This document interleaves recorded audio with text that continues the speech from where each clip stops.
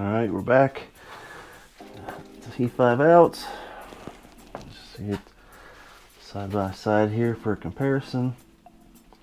So I'm saving this for a project down the road.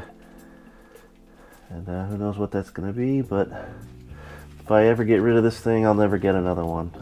All the T5s I've ever redone, this is the only Z spec I've had come through my hands. And I decided I'd keep that one for myself. So,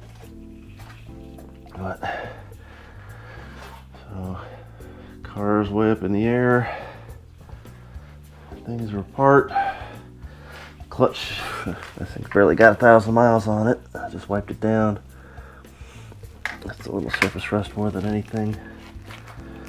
So this is the bellhousing that came out, and the one that's going in, I just want to put this one in the bead blaster and clean it up a little bit more. It's been stood around a little while, but I kept it around for a reason, and you can see the difference in the bolt holes for the TREMEC. One here versus over there. That's how Ford drilled them, but then also this is a different size. This is slightly smaller for the TREMEC. So if you re-drill a T5 belt housing to fit the bolt holes, for the TREMEC will still fit in here, but you'll have some play unless you build yourself a shim or do something like that, so you can get yourself into trouble.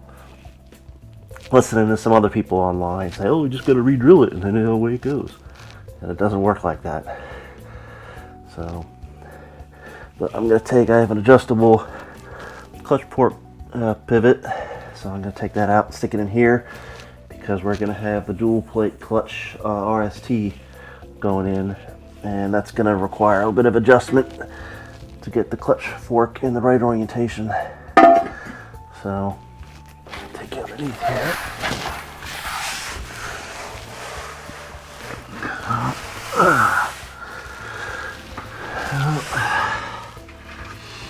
Fidanza aluminum flywheel, so you can see the back of the Edelbrock heads up there. So,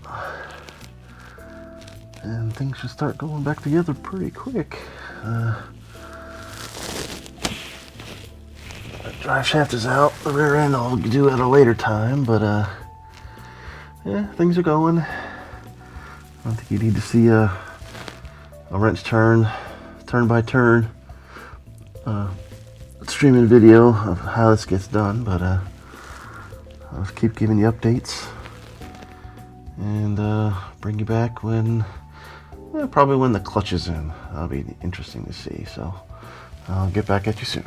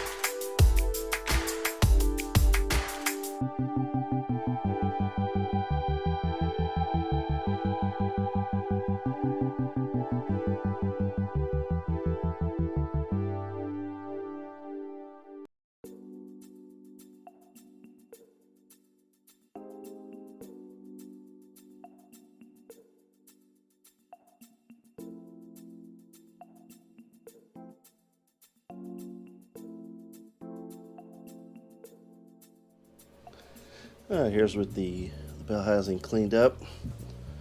That's good enough for what I'm going to use it for. I'm not going to worry about painting it. Just be bare aluminum just like it was original.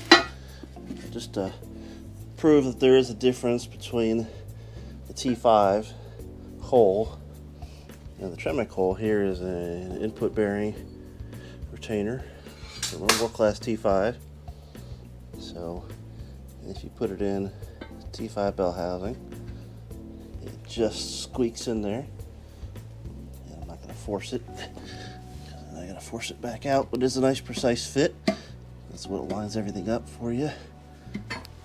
You come over here, and it's not even really close. So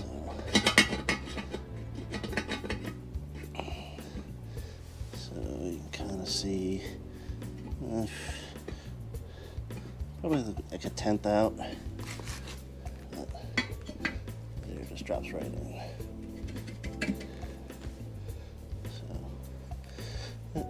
So just so you know, they are not the same. So even though Ford part number is the same, was it E6ZR 6394 Alpha Alpha, E6ZR 6394 Alpha Alpha, just machined differently. And if you saw time lapse, we got the clutch in and mounted and torqued, Loctited. Hopefully the alignment tool worked. It's plastic. I don't really like them. I like using old input shafts, but I don't have a 26 spline input shaft. I like using real bits of input shaft that cut off, and they work way better. So yeah, so next thing is to get the bell housing mounted,